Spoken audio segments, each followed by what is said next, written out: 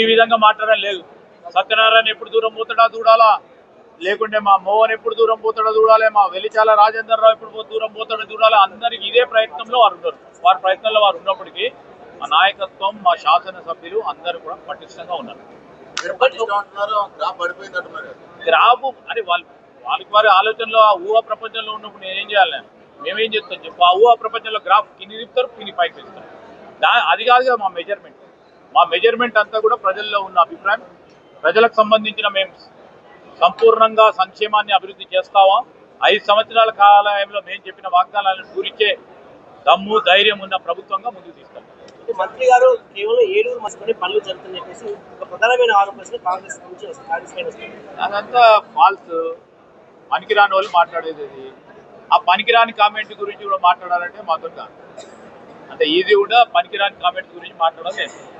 కృష్ణా జిల్లాలో ఏపీకి తరలి వెళ్తున్నాయి. ఇప్పటికే తెలంగాణలో పంటలు ఎండడం ప్రారంభమైంది, వెంటనే చర్యలు తీసుకోవాలని ఇప్పుడే అదే విషయంలో ఉత్తమ్ కుమార్ రెడ్డి గారు స్పష్టంగా అన్ని విషయాలు కూడా ఇప్పుడు అందుకోసమే వారు రాలేకపోయింది.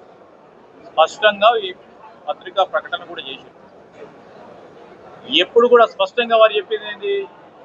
తెలంగాణకు సంబంధించి మా రైతు సోదరులకు సంబంధించిన ఇంట్రెస్ట్ ముఖ్యం మాకు, మేము పోరాటం చేస్తూ ఉన్నాం. మొన్న వారు సుప్రీంకోర్టు కూడా పోయింది. అదే మంత్రిగా సుప్రీంకోర్టు కూడా పోయింది, వాదనలు విన్నారు. మన తరఫున న్యాయవాదులకు సంబంధించిన సమాచారాన్ని పూర్తి స్థాయిలో స్పష్టంగా ఇచ్చే ప్రయత్నం చేసింది. గట్టి నమ్మకం ఉంది.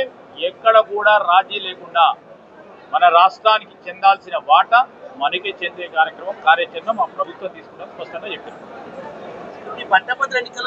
ఏది ఇప్పుడు రెఫరెండం ఆల్రెడీ ఇచ్చిండ్రు. తప్పకుండా మాకు నమ్మకం ఉంది. ఇదేమో రెఫరెండము రేపొద్దున ఇదో గ్రాడ్యుయేట్స్, 4 జిల్లాలకు సంబంధించిన గ్రాడ్యుయేట్స్, మొత్తం రాష్ట్రానికి సంబంధించిన 4 కోట్ల మందిలో 4 లక్షల మంది ఇచ్చే ఒక తీర్పు.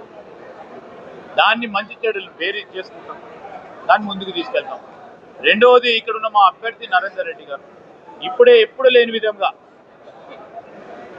కరీంనగర్, మెదక్, నిజామాబాద్, ఆదిలాబాద్ జిల్లాకు సంబంధించిన అభ్యర్థి నరేందర్ రెడ్డి గారు మా సోదరుడు వెలిచాల రాజేందర్ రావు గారి సారథ్యంలో ఒక మేనిఫెస్టో తయారు చేశారు. ఈ మేనిఫెస్టోలో ఉన్న ప్రతి అంశం ఇక్కడున్న పట్టభద్రులకు కానీ, ఉద్యోగ సోదరులకు కానీ, ఉపాధ్యాయులకు కానీ, నిరుద్యోగ యువతి యువకులకు కానీ నైపుణ్యం ఏ విధంగా పెంచాలి, ఉపాధ్యాయుల సోదరులకు ఏ విధంగా వారికి రాబోయే ఫ్యూచర్కు సంబంధించిన టెక్నాలజీ ఏ విధంగా